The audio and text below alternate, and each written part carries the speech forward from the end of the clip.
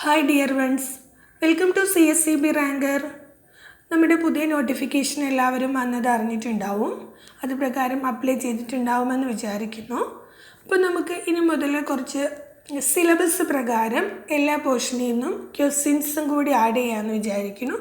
അപ്പോൾ ഇന്ന് കോഓപ്പറേറ്റീവ് പ്രിൻസിപ്പിൾസിൽ നിന്നുള്ള ക്വസ്റ്റ്യൻസ് നോക്കാം. First question, what is the meaning of the word principle? Answer: Principle means a basic rule or law of conduct. Principle എന്ന വാക്കിൻ്റെ അർത്ഥം എന്താണ്? ഒരു അടിസ്ഥാന നിയമം അല്ലെങ്കിൽ പെരുമാറ്റച്ചട്ടം എന്നാണ് പ്രിൻസിപ്പിൾ എന്ന വാക്കിൻ്റെ അർത്ഥം.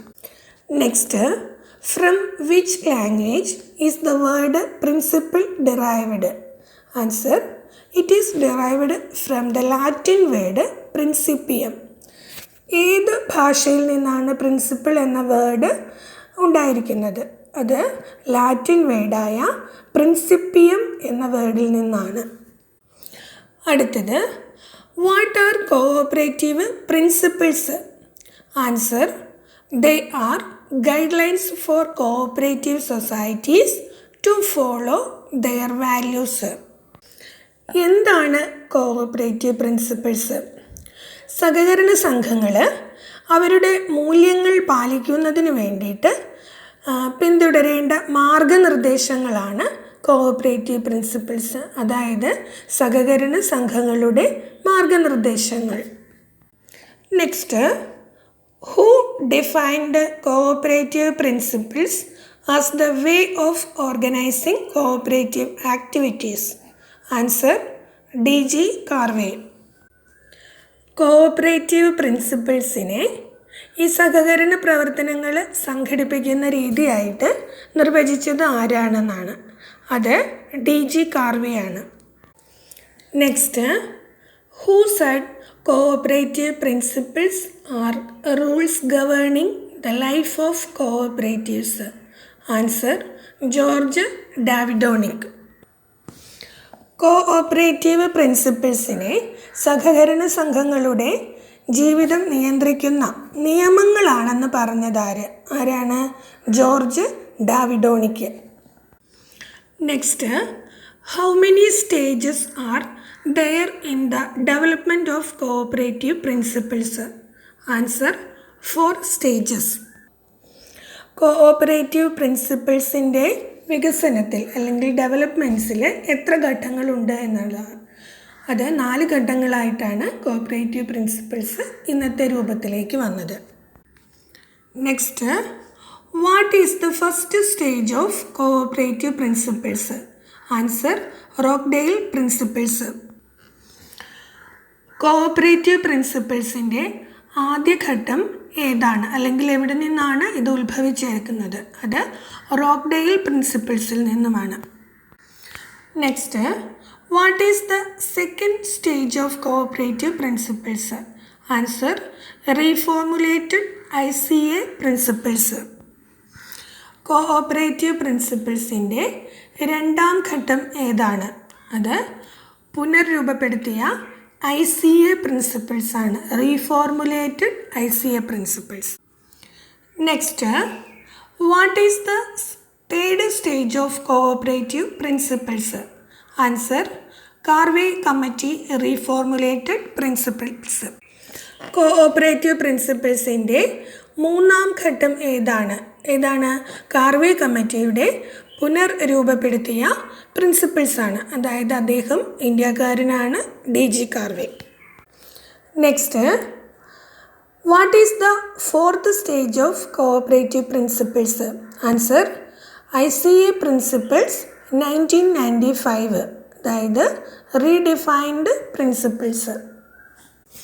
കോഓപ്പറേറ്റീവ് പ്രിൻസിപ്പിൾസിൻ്റെ നാലാം ഘട്ടം ഏതാണെന്നുള്ളതാണ്. ICA പ്രിൻസിപ്പിൾസ് ആണ്. 1995 ICA പ്രിൻസിപ്പിൾസ് ആണ് നാലാം ഘട്ടം, അതായത് പുനർനിർവചിച്ച പ്രിൻസിപ്പിൾസ് എന്നറിയപ്പെടുന്നത്. Next, when was the Rochdale society started? Answer: 21 December 1844. Rochdale society ആരംഭിച്ചത് എന്നാണ് എന്നുള്ളതാണ്. 1844 ഡിസംബർ മാസം 21-ാം തീയതിയാണ് റോക്ക്ഡെയിൽ സൊസൈറ്റി ആരംഭിച്ചത്. Next, when did ICA appoint a sub committee to formulate cooperative principles? Answer 1934. ICA സഹകരണ പ്രിൻസിപ്പിൾസ് രൂപപ്പെടുത്തുന്നതിന് വേണ്ടി ഉപകമ്മിറ്റി നിയമിച്ചത് എപ്പോഴാണ്? അത് 1934. നമ്മൾ രണ്ടാം ഘട്ടം എന്ന് പറഞ്ഞതാണ് ഈ 1934 ഉപകമ്മിറ്റി എന്ന് പറയുന്നത്. Next, when wear the first ICA principles introduced? Answer 1937 at Paris Congress. ആദ്യത്തെ ICA പ്രിൻസിപ്പിൾസ് അവതരിപ്പിച്ചത് എപ്പോഴാണെന്നാണ്. അത് 1937 പാരീസ് കോൺഗ്രസ്സിൽ വെച്ചാണ്. നമ്മൾ പറഞ്ഞു രണ്ടാം ഘട്ടം എന്ന് പറയുന്നത് ICA ആണ്.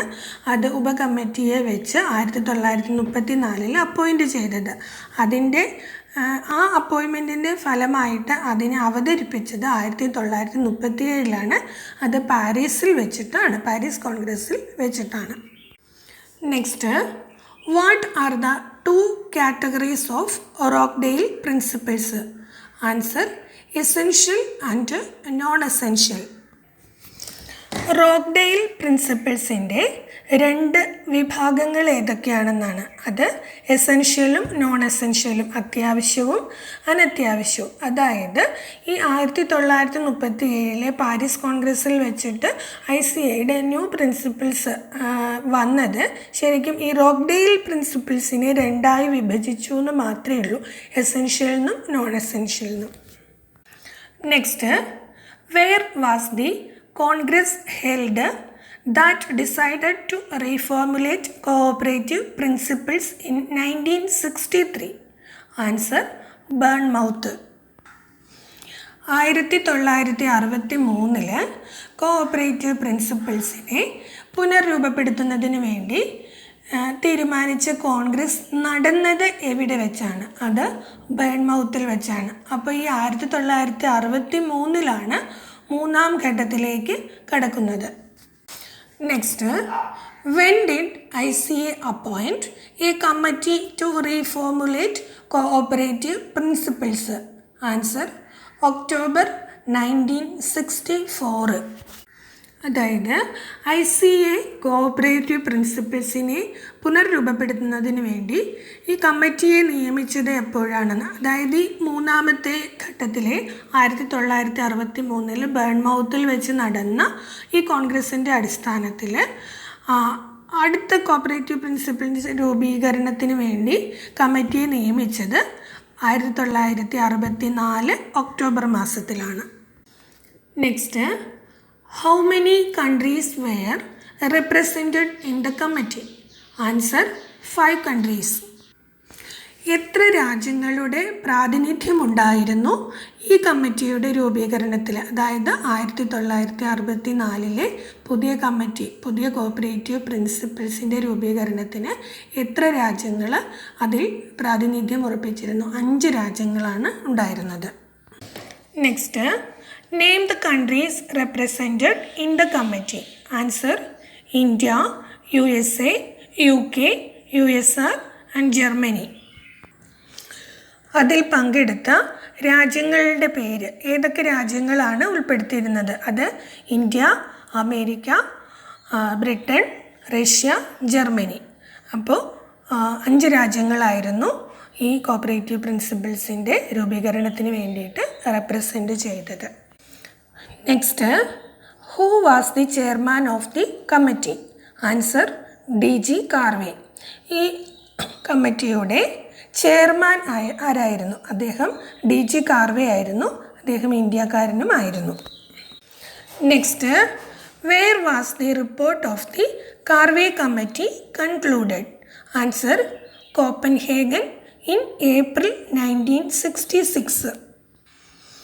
കാർവേ കമ്മിറ്റിയുടെ റിപ്പോർട്ട് കൺക്ലൂഡ് ചെയ്തത്, അതായത് അത് പ്രസൻറ്റ് ചെയ്തത്, അത് എവിടെ വെച്ചിട്ടാണ് അവസാനിപ്പിച്ച് പ്രസൻറ്റ് ചെയ്തത് എവിടെ വെച്ചിട്ടാണ്? കോപ്പൻഹേഗനിലെ 1966 ഏപ്രിൽ മാസത്തിൽ കോപ്പൻഹേഗനിൽ വെച്ചിട്ടാണ് അതിൻ്റെ റിപ്പോർട്ട് സമർപ്പിച്ചത്. Next, where where the reformulated principles accepted in 1966? Answer, at Vienna in Austria. 1966 ഈ പുനർരൂപപ്പെടുത്തിയ പ്രിൻസിപ്പിൾസിനെ അംഗീകരിച്ചത് എവിടെ വെച്ചിട്ടായിരുന്നു? അത് ഓസ്ട്രിയയിലെ വിയന്ന, അതായത് ഓസ്ട്രിയയുടെ തലസ്ഥാനമാണ് വിയന്ന, അവിടെ വെച്ചിട്ടായിരുന്നു. Next, where did the change of cooperative principles start in 1988? Answer, Stockholm congress. അതായത് ഈ സമയത്ത് നെക്സ്റ്റ് ഘട്ടത്തിലോട്ട് കടന്നു. 1988 കോഓപ്പറേറ്റീവ് പ്രിൻസിപ്പിൾസിന് മാറ്റം ആരംഭിച്ചത് എവിടെ വെച്ചിട്ടായിരുന്നു എന്നാണ്. അത് സ്റ്റോക്ക്ഹോം കോൺഗ്രസ്സിൽ വെച്ചിട്ടായിരുന്നു അടുത്ത ഘട്ടത്തിലേക്കുള്ള മാറ്റം. Next, who conducted the research study on cooperation values and principles? Answer, Sven എഗ് ബുക്കർ. കോഓപ്പറേഷൻ്റെ വാല്യൂസ് ആൻഡ് പ്രിൻസിപ്പിൾസിനെ കുറിച്ച് ഗവേഷണ പഠനം നടത്തിയത് ആരാണ്? അത് സ്വെൻ എഗ് ബുക്ക് എന്നാണ് അദ്ദേഹത്തിൻ്റെ പേര്. Next, where was the special committee appointed in 1992? Answer, Tokyo congress. 1992 പ്രത്യേക കമ്മിറ്റിയെ നിയമിച്ചത് എവിടെ വെച്ചിട്ടായിരുന്നു? അത് ടോക്കിയോ കോൺഗ്രസ്സിൽ വെച്ചിട്ടായിരുന്നു. ടോക്കിയോ എവിടെയാണ്? ജപ്പാൻ്റെ ഹെഡ് ക്വാർട്ടേഴ്സാണ് Tokyo. Leave your comment and thank you for watching.